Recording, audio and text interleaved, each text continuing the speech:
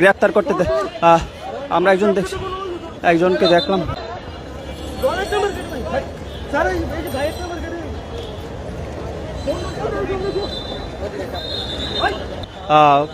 সেনাবাহিনী এবং প্রশাসনের অন্যান্য বাহিনীর মাধ্যমে এই পুরো যে এলাকাটি এখন নিয়ন্ত্রণে আনার চেষ্টা করছেন এবং একজনকে গ্রেফতার করতে আমরা একজনকে দেখলাম।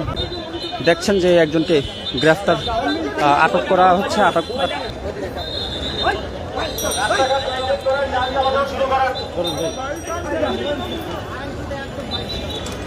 দর্শক, আমরা আরেকজনকে দেখছি যে আটক করে নিয়ে যাওয়া হচ্ছে।